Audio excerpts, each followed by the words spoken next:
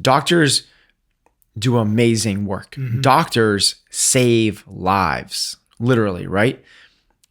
And if you're drowning at sea, don't send me a swim coach. I don't need to know how to do the crawl more efficiently. Right. I need someone that's going to rescue me. I need a life coach. It's similar, like if you get in a car accident, don't send me to a CrossFit gym, right? Yep. If you have stage 4 cancer, don't send me to a CrossFit gym.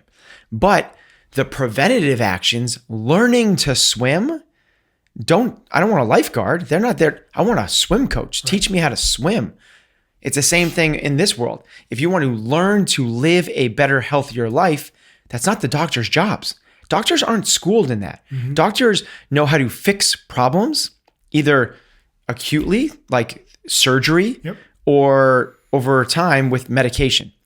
And now we're starting to turn the page where some doctors in the medical profession really forward thinking, mostly them coming from the CrossFit community, mm-hmm. or functional medicine side of things, where they're trying to pull back the curtain and ask the questions, why? Yep. What confidence is has nothing to do with winning or the leaderboard.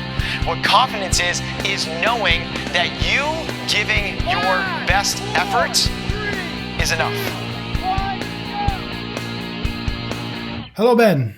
Hi, Patrick. That's literally the only way I know how to start this podcast. I know it is. It's been consistent. It has been. I'd like to say it's on purpose, but it's not. Yeah. Today I wanted to talk to you about something that we were just chatting about, and I thought it was funny, and it's the fact that you and I have not been to the doctor in quite a while, and not together. Obviously, we wouldn't go to the doctor together, but individually. We haven't done that in a real long time. So I'm curious. I know sort of my reasons, but for somebody in your position, obviously thinks about health, thinks about fitness, thinks about wellness as much, if not more than the average person. I'm curious your reasons why that's not high on the list of priorities. Yeah, it's a good question. The first piece to it is I haven't gotten sick. Mm-hmm. So there's not a need to go. The other side of that is I know where I stand on most of my health markers. Okay. Because you've had like blood drawn and stuff like that? So I've had blood drawn. I know I don't feel like I'm at risk of getting sick. Okay. Is the bottom line behind it. The lifestyle and the proactive approach that and when I say I mean we and everyone else that trains the way that I do and the way I live, we collectively are crushing it. Mm-hmm. We're crushing it. It's there's not a need to go there for. I'm not saying don't go to your doctor, but really I feel like we're doing a really good job. Okay. And the idea behind this is, if you think of the way Greg Glassman, the founder of CrossFit, laid this out, is there's that continuum, the spectrum. On one side of the spectrum, you have sickness, mm-hmm. right? On the other side, you have fitness.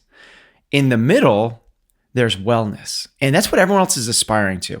Everyone's aspiring to be well, and including your doctors. And the doctors hope that you are well. Mm-hmm. And that's what the medical community has told us. Wellness is the absence of disease. Okay, so in their definition, every single person in a nursing home is well. Mm-hmm. Because they don't have diseases. They went to the nursing home not because of dementia, diabetes, and Alzheimer's. That's you go to, but because they lost the functionality of their lives. They can't get themselves dressed off the toilet, grab something off the shelves, or cook for themselves. And if they fall down, they can't get back up.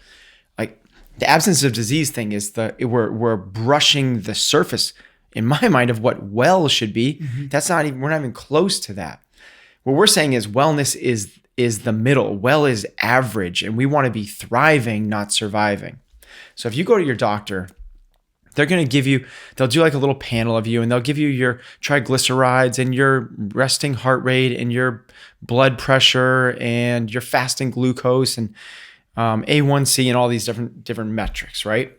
And what they'll do is in their minds, or they'll actually tell you, and maybe they even graph it out, they'll say, okay, your fasting glucose is 90, 95. And they're done. The conversation's over at that because you fall into the well category. Mm-hmm. But if you have a fasting glucose of 160, they're going to have a real conversation with you. okay, you're gonna have some major issues coming down the pipeline very, very quickly. That's an outlier. And the same thing is if your fasting glucose is 60, they're gonna be like Patrick, what are you doing? They're curious, right? Right. So if you're well, you don't get a conversation. If you're an outlier on either side, you get a conversation. You got some issues, you have to listen to me. Or on the other side, it's you're doing some pretty phenomenal things. What are you doing? Tell me what you're doing so I can share with some other people. Right. And that's the same thing for your body fat. Okay. So if you're a guy and you're above 30% body fat, you're edging towards sickness. You might not be sick today, but it's coming for you. I don't know if it's next week, next year, or next decade, but you can't live a healthy life at plus 30% body fat. You just can't. It's obesity. If you're 20, 18%, they're not having a conversation with you. They're not asking what you're doing. They're not saying like, hey, we got to have a heart to heart. If you're under 10%, they're like, dude, you super lean. What you doing? Right. And it's the same thing for every single thing that we track. Now, here's the crazy thing is, it's the same thing when you get outside of those traditional health biomarkers. It's the things that we measure every single day inside of a CrossFit gym. What's your deadlift? What's your mile time? How many burpees can you do in a minute? So we have sickness, wellness, and fitness for mile times. If you can't run a mile in under 13 minutes, you have problems. There's going to be something down the road that's going to come and get you. Mm-hmm. If you run an 8-minute mile, nobody's talking to you. No one's saying you got to fix something. No one's saying like, what you doing? Yep. If you run a sub 6-minute mile, they're talking to you. What you doing? Because you're fit. It's the same thing with your deadlift. If you can't deadlift half of your body weight, you have major issues, right? You can't pick your dog up to get in the car. You can't pick up a bag of loam at Home Depot. There's major things that are going on that are interfering with your everyday life. If you can deadlift 1.5 times your body weight or 1 to 1.5 times your body weight, nobody's really asking anything, right? If you can deadlift twice your body weight, be like, dude, you fit. Like, what do you do? Yep. If you can't do 5, 6, 8 burpees in a minute, like you got issues, right? We can't get off the ground effectively. If you can do somewhere in that like 15 to 20 burpees a minute, no one's talking to you. If you can do 25, 30, 35 burpees in a minute, dude, what you doing? You fit. So here's the thing is like every single day we work out, we do measurable, observable, repeatable data. There's a score to it. We want to know how much you lift, how far to go, how long it take you to get there. That score every single time is a measure not only of your fitness, but this all-encompassing thing, this spectrum, sickness, wellness, fitness, that all-encompassing spectrum is called health. Mm-hmm. We are taking your health markers every single day. And you don't need to go to the doctors to figure this out because if you can run a 5-minute mile, if you can deadlift twice your body weight, if you can do 35 burpees in a minute, guess what? I also know you're not 30% body fat. Right. And because I know that, I also know your fasting glucose is not 140. Because I know that, I also know your resting heart rate is not 95. Everything tracks together. Now, there might be an outlier or two a little bit, but generally things like the things that are more hereditary based, yep. Like, your lipid profiles, your cholesterol and stuff like that. Maybe it's your ability to store iron or something in your body. Mm-hmm. But generally speaking, the major health markers all trend together. So if you come to us and say, my doctor says I need to get fit, I don't need to see the health profile. Mm-hmm. I don't need to see it. What I can do is I can do a fitness assessment mm-hmm. and find out where your health is. And all I have to do is track your pull-ups, your deadlifts, your Fran time, your mile time, and what your 2K row is, make you a more formidable human being, and your health gets better. Mm-hmm. That reminds me, or the whole conversation reminds me of, I don't know if it's Coach Glassman's or if he took it from somebody else or where it came from, but the idea of CrossFit affiliates and coaches being a lifeguard and doctors being, did I get that right? Being swim coaches. So, yeah, affiliate owners and coaches affiliate owners and coaches are swim coaches. Correct. And doctors are lifeguards. Right. And the theory behind that is doctors do amazing work. Mm-hmm. Doctors save lives, literally, right? And if you're drowning at sea, don't send me a swim coach. I don't need to know how to do the crawl more efficiently. Right. I need someone that's going to rescue me. I need a life coach. It's similar, like if you get in a car accident, don't send me to a CrossFit gym, right? Yep. If you have stage 4 cancer, don't send me to a CrossFit gym. But The preventative actions, learning to swim, I don't want a lifeguard. They're not there. I want a swim coach. Right. Teach me how to swim. It's the same thing in this world. If you want to learn to live a better, healthier life, that's not the doctor's jobs. Doctors aren't schooled in that. Mm-hmm. Doctors know how to fix problems, either acutely, like surgery, or over time with medication. And now we're starting to turn the page where some doctors in the medical profession really forward thinking, mostly them coming from the CrossFit community or functional medicine side of things, where they're trying to pull back the curtain and ask the questions why. So you're, hypertensive, you have a skin rash, you have foggy brain, and you have IBS or digestive issues. Most traditional doctors say, here's 6 different prescriptions for those 6 different ailments. A functional medicine practitioner will say, okay, let's take some blood panels and let's figure out why this might be happening. Let's figure out if you have some intolerances. Let's see if you have some holes in your nutrition game. Let's see if it's stress related or if you're not sleeping. What a CrossFit coach does is says, let's get you better at deadlifts, thrusters, pull-ups, running, rowing, and jumping. And guess what's going to happen? Everything else will improve. Everything else is going to improve because they're all measures of the same thing and everything tracks together. You can't have if genetic, environmental, like traumatic, that you can have these other things. But generally speaking, for the 85% of us, these things all tend to track together pretty seamlessly. As you lose weight, get leaner, your mile time comes down, so do your triglycerides fall in line, so does your cholesterol, so does your resting heart rate. It's all measures of the same thing, which is health. What people don't realize is what we're doing inside CrossFit. And when we do, and why I talk about this so passionately, is that I'm trying to get people to live longer, healthier, more productive lives, not get people to compete better in the open. Right. That, and full disclosure, that was my goal and I was very passionate about it 10 years ago. 10 years ago, I saw this as a competitive sport. And I was here because I was competitive and I wanted to beat the person next to me. I still want to do that, but it's reserved for a few people for me now.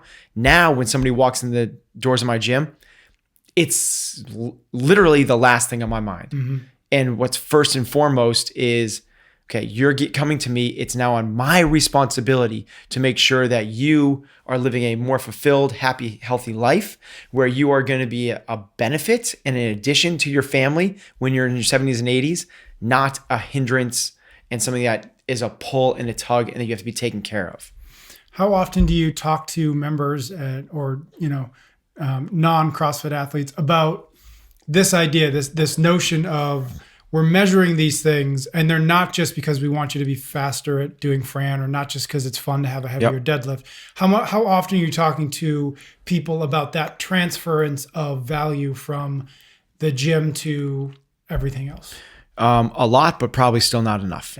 I probably talk to them about once a month formally about that. It's part of our on-ramp process that we talk to members as they come in the door.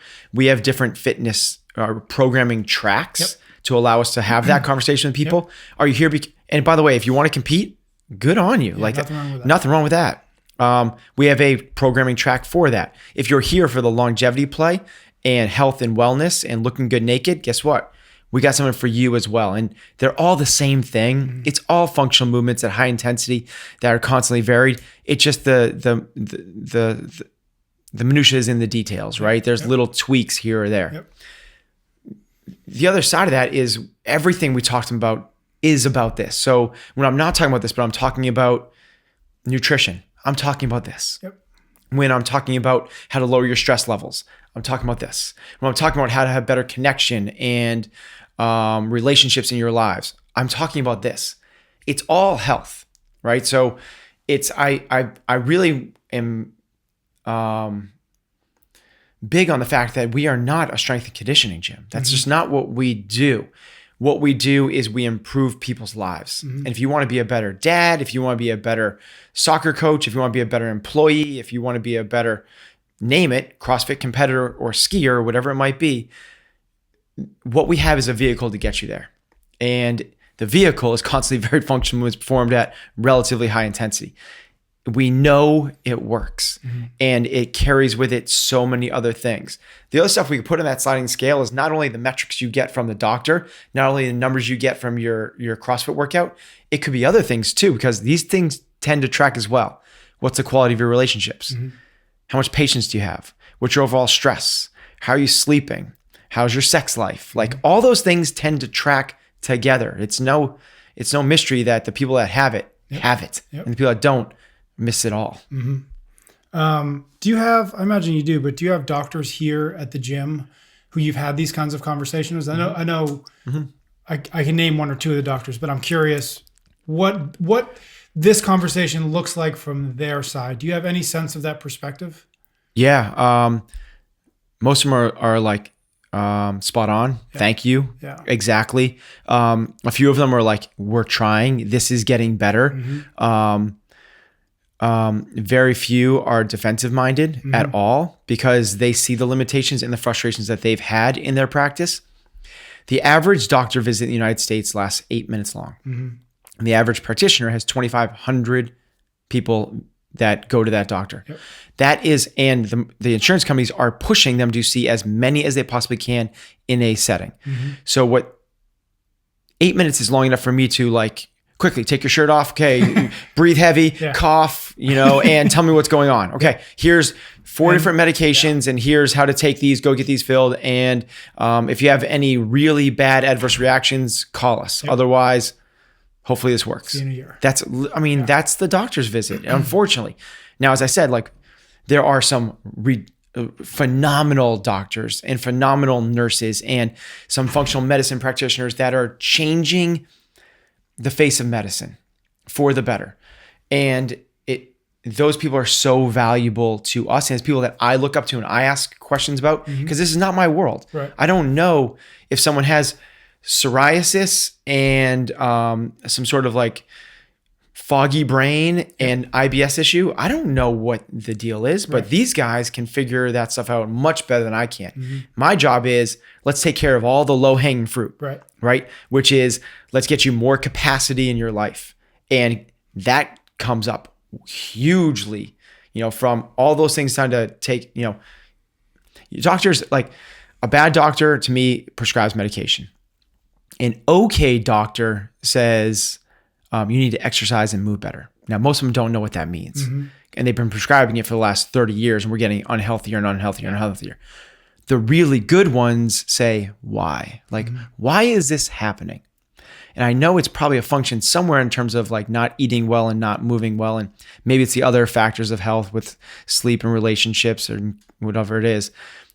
But the really good ones are are sending people to CrossFit gyms. That's what they're doing, because these are the lifeboats. These are the things that are taking sick people and making them better. The stories now are everywhere. Every CrossFit gym has the story of the cancer person, the obese person, the diabetic, the person that loses 100 pounds, the person that goes from miserable or an alcoholic to thriving in life. It's like what we're doing with these 13,000 lifeboats is it's a revolution. Like, it's, to put it like in big scope terms, whether you want to call it like the agricultural revolution, where all of a sudden we don't have to forage for our food, where we can sit and like store it and we've created shelf life to food, to the industrial revolution, which now we have, steam engines and we can have jobs everywhere because factory workers, to the technological revolution, to the connectivity and the information everywhere. We are in the midst of call it you want. Is it fitness? Is it medical? Is it health revolution? It's being changed. And to me, it's like Greg Glassman could not have come at a better time in history, right? It's the biggest epidemic that we've ever faced, up there with the Black Plague. 7 out of 10 humans are dying now because of chronic disease. It's behavioral, not environmental. Right? We can change it. And it happened to come at this time where everything, like the medical community, was ready for a change, and all the information is out for everybody in this viral community where information spreads so fast. It's like, it was the perfect storm. Yep.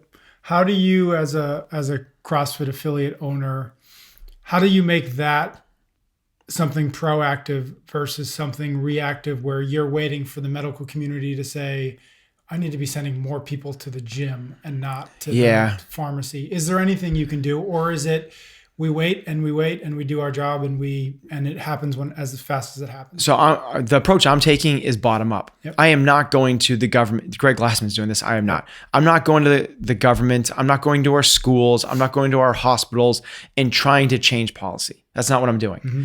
I'm going to try and change the patients. Mm-hmm. I'm going to try and change the students. I'm going to try and change the parents.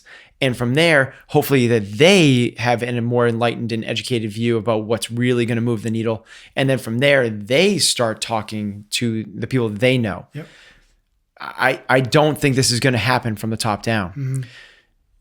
Mm-hmm. For medical schools to rewrite their textbooks, you know what kind of like, that is a huge endeavor. Forget about rewriting it. Mm-hmm. What they have to do before they rewrite it and say like, okay, our view on cholesterol, it turns out cholesterol doesn't come from saturated fat. For them to do that, it's this omission that the last 50 years of what we've been teaching is wrong. Yep.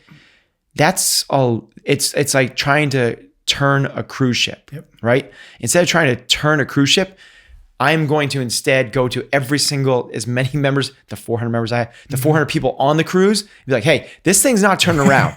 But while we're waiting for this thing to turn around, which might not happen until your kids are on the cruise ship, here's a different approach. And here's maybe a more, educated, scientific, real world approach that we have empirical evidence to show that this is the real deal. And then you put them on a lifeboat and you go in another That's direction. right. Yeah. Yes. And then exactly. Good, Patrick. Yes. Well, yeah, we don't try to change the cruise ship. That's such a better analogy. We put them on lifeboats. Yes. All right. Wrap it up there. Yeah, that's great. That was awesome. Thanks, Thank you. buddy.